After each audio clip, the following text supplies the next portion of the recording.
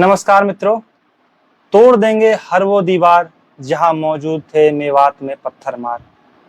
पिछले कुछ दिनों से हमारे ताऊ मनोहर लाल खट्टर जी की बुलडोजर बहुत ही तेजी से हर उस जिहादियों के घर पर चल रही है, हर उन कट्टरपंथियों के घर पर चल रही है जहां पर उस भगवा ब्रज यात्रा पर हम हिंदुओं पर पत्थरबाजी की गई थी, जहां से गोलियां चलाई गई थी। और यही अंतर है भाजपा शासित सरकारों में और कांग्रेस की सरकारों में। कांग्रेस की सरकार जहां पर अगर इस तरह की कुछ भी घटना होती है तो उसको दबा दी जाती है, उसको छुपा दी जाती है और वो खास करके इन जिहादियों, इन इस्लामिक कट्टरपंथियों का ही समर्थन करते हैं।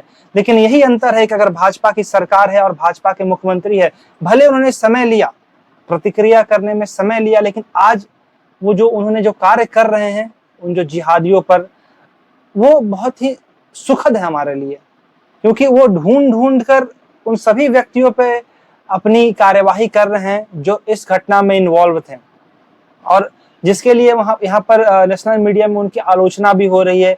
और जो तथाकथित लेफ्टिस्ट हैं, लिब्रांडू हैं, कम्युनिस्ट वाले हैं, ये सब खुलेआम ट्विटर पे पोस्ट कर रहे हैं कि देखिए किस तरह से गरीबों का, मजदूरों का घर तोड़ा जा रहा है, उनकी रोजी रोटी छीनी जा रही है। तो मेरा उनसे सीधा सवाल है कि ये गरीब, ये मजदूर और ये तुम जो लेफ्टिस्ट हो, जो बैठे हुए टीवी चैनलों में, मीडिया में, यूट्यूब पे, तब कहाँ गए थे जब हिंदुओं पर पत्थरबाजी कर रही गई थी, जब हिंदुओं पर गोली चलाया जा रहा था और जिसमें कि हमारे 6 हिंदू भाई शहीद हो गए, जहां पर घेर कर उनको पीटा गया, गोलियों से मारा गया, गर्दन तक काट दी गई, तब वहां पर कहाँ थे तुम? तो ये कार्यवाही बहुत ही उचित है और इसको ऐसे ही जारी रखना चाहिए। कुछ लोग ये भी कह रहे थे कि अरे ये तो बस वो झोपड़पट्टी है, बस उसको उखाड़ा गया है, जहां पर असली पत्थरबाजी हुई थी वहां से नहीं किया गया। तो ताऊ वो भी करके दिखाएं। एक बिल्डिंग आप सभी ने देखा होगा, एक बड़ा सा ऊंचा 4th-5th फ्लोर का बिल्डिंग था, जहां पर ऊपर से कुछ लड़के पत्थरबाजी कर रहे थे, पत्थर फेंक रहे थे और उसको भी ध्वस्त कर दिया गया, उस होटल को भी ध्वस्त कर दिया गया। तो ये बहुत ही सुखद घटना है और यही चाहिए हमें। ये जो जिहादी जिस भाषा में आते हैं, हमें उसी भाषा में इसका जवाब देना चाहिए। और ये लोग जो अभी रोना गाना शुरू कर रहे हैं, तो पहले आप जो ये शुरुआत करते हैं, आप वो शुरुआत करना बंद करें। आप अगर ये घटना नहीं करते, हमारे जो शांतिपूर्ण तरीके से जो पैदल मार्च निकाल रहे थे, हम अपने आराध्य महादेव की पूजा करने जा रहे थे, अगर आपने वो घटना नहीं की होती, तुमने अगर वो पत्थरबाजी नहीं की होती, तो आज तुम्हारी ये स्थिति नहीं होती। और अभी इसको और आगे बढ़ाने का कोशिश करना पड़ेगा। मेवात में घुसकर अंदर में जितने भी बांग्लादेशी और पाकिस्तानी बैठे हुए, रोहिंग्या मुसलमान बैठे हुए, सबको ढूंढ ढूंढ कर निकालने की जरूरत है, निकालने का प्रयास करना पड़ेगा और सबको बाहर भेजने की जरूरत है। अब देश से उसको बाहर भेजने की जरूरत है, और क्योंकि वो लोग मेवात को एक मिनी पाकिस्तान, मिनी बांग्लादेश बना चुके हैं ऑलरेडी। आप समझ सकते हैं कि जहां पर इनकी आबादी बढ़ रही है, वहां पर हम लोग अपने यात्रा नहीं निकाल सकते हैं। और ये लोग कहते हैं कि क्या मोनू मनसेर के चलते घटना हुई। मोनू मनसेर ने बस इतना ही कहा था कि आप लोग ज्यादा से ज्यादा मंदिर पहुंचे, और कुछ भी नहीं। उसने कोई दंगा भड़काने का कार्य नहीं किया, लेकिन उसको एक एजेंडा की तरह बनाया गया। और पिछले 10 दिनों से ये रिपोर्ट भी आया कि ये जो जिहादी इस्लामिक कट्टरपंथी हैं, पिछले 10 दिनों से ये प्रयास कर रहे थे, ये तैयारी में लगे हुए थे कैसे इस यात्रा को रोका जाए और कैसे इतनी बड़ी घटना को अंजाम दिया जाए। ये तो ईश्वर का शुक्र है, हमारे बजरंग दल के जो भी कार्यकर्ता थे वहां पर, और रैपिड एक्शन जो पुलिस बाद में आई सेंट्रल गवर्नमेंट की तरफ से, जिसके चलते इतनी बड़ी घटना रुकी।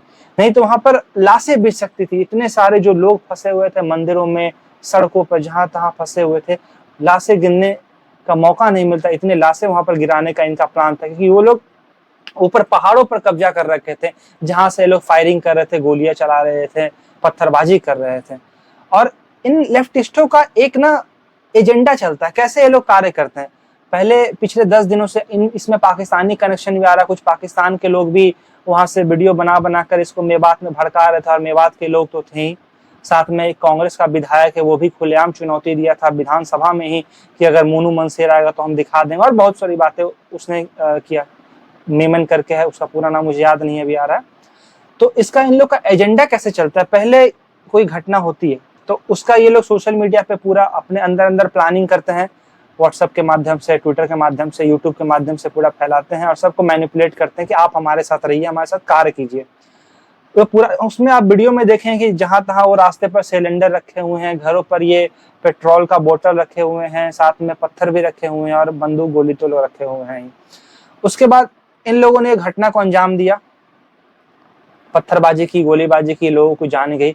उसके बाद जो इसका दूसरा ग्रुप आता है, वो दूसरा ग्रुप क्या करता है कि वो लोग अपने आप को अच्छा दिखाना चाहता है जमीन पर, वो अच्छा दिखाएगा कि हमने हिंदुओं की सहायता की।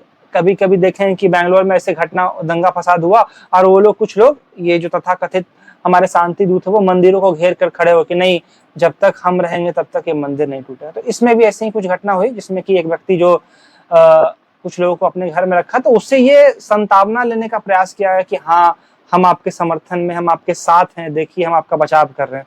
तो पहला पहलू क्या हुआ, पहला पक्ष क्या करता है कि पत्थरबाजी करेगा, आप पे गोलियां चलाएगा, आपको मारेगा, आपको मारने का प्रयास करेगा, आपको मार दिया जाएगा।